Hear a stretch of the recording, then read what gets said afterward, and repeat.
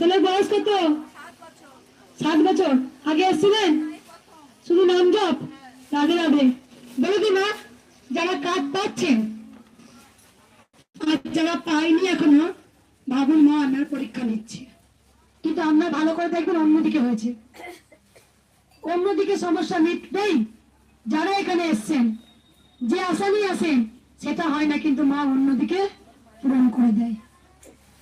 সব সময় জানবেন। কিন্তু একটা জিনিস জানুন, ওনার মধ্যে আমি প্রকৃত ভালোবাসা দেখলাম।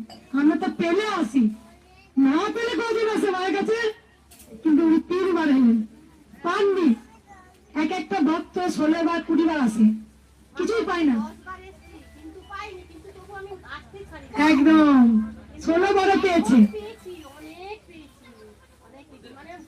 এইবার 10 বার এসছে দেখুন গঙ্গাসাগর থেকে। প্রথম কিচ্ছু পাইনি, কিন্তু আসতে ছাড়বো। আমি ছাড়িনি, মাকে ছাড়বো না। আর কেউ যদি বেরিয়ে পড়েছে ওখান থেকে, তাহলে আমি আর থাকতেই পারি না, আমি আসতেই হবে আমাকে। কি করে আসছে আমি জানি না, অত্যন্ত গরিব, কিন্তু কি করে আসছে আমি নিজেই জানি না, কি করে আসছে আমি নিজেই জানি না। একদম প্রথম আসছেন, পেটে যন্ত্রণা হয়তো কমেছে, শুধু নাম জপ। একদম অনেক দেখো ভক্ত আছেন 10 বার 20 বার 25 বার 3 বছর ধরে আসেন, কিছুই পান না। 4 বছরে সেই কাজ এসে বলে মা সেই বাড়িতে আপনার গিয়েছিলাম, হয়েছে মা হয়েছে। কারণ জানো, কোনোদিন মা দেখে নেয় যে তুমি প্রকৃত আমায় ভালোবাসো কিনা। তোমাকে টপ করে দেবো না, দেখি তো তুমি ভালোবাসো কিনা। মায়ের তো পরীক্ষা নেই। আর কিছু বলবো না, সকল সন্তানকে বলে দিই একটা কি জানো, তোমরা সবাই জেনে গেছো আমি মায়ের কিন্তু বড় অভিমানী মেয়ে, খুব আদরী মেয়ে। আমি জানি না আমার জন্মটাই হয়েছিল খুব আদরে। আমি কিন্তু বকি মানি, কিন্তু আমি কেউ বকলে আমি নিতে পারি না। কেন? পুরো উল্টোটা, অন্যায় কিন্তু আমিই করি। কিন্তু আমি এমন ধরনের একটা হয়ে গেছি, ছোট্ট থেকে আমার বাবা মা আমাকে পাঠাননি।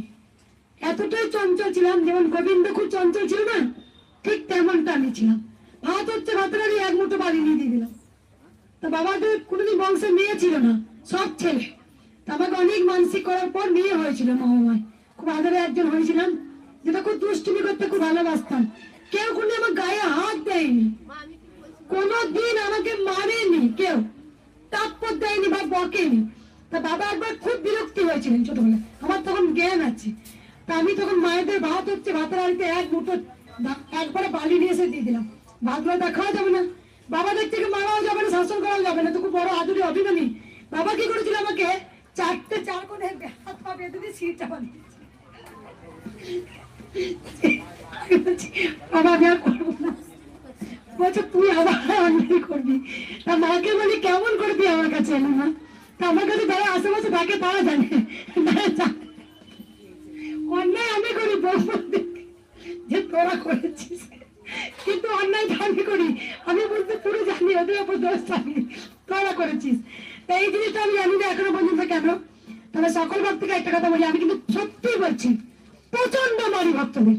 যখন এখান থেকে সরে না, আমি দাবড়ে বার করে দিই। কি বলে জানেন ভক্তরা, আমার কাছে এইটা বড় পাওনা। আমি মারা সত্ত্বেও, বকা সত্ত্বেও তারা আমাকে সত্যি আদরে করে রেখে দিয়েছে। তারা সবাই আমাকে মা বলে, মেয়ে বলে। আমার মেয়ে দুষ্টুমিতে করবে। কালকে একটা ভক্ত মা এসছেন এই দিকে, আমি কিন্তু যে কথাগুলো বলি কিন্তু একদম কথা বলি, ভালো করে শুনবেন, অনেক লাইন। সেই ভক্ত মা এসে বললো মা তুমি খুব সুন্দর দেখতে। আমাকে তুমি বিক্রি করছো? হ্যাঁ, সুন্দর দেখতে বলে বেলাইন নেবে? তুমি আমাকে পড়ি বলো, তবু আমি তোমাকে ত্রিশূল দেবো না। আমাকে লাইন তুমি আমাকে বেচতে পারবে না। একটা ভক্ত এইদিকে এসে 100 টাকা নোট দেবে, কি করবো?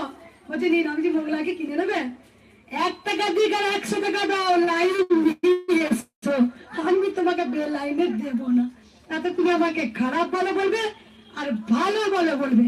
কারণ আমার কাছে যে দক্ষিণা দিতে পারবে সেও আমার কাছে সন্তান, যে আমার কাছে দক্ষিণা দিতে পারবে না সেও আমার কাছে সন্তান। কৃষ্ণকালী মায়ের কাছে দুস্থ, অনাথ, কোটিপতি, ধনী, দরিদ্র সবাই মায়ের পায়ে তলায়। তাই সবাইকে লাইন দিয়ে সেই নিতে হবে। বুঝতে পেরেছো?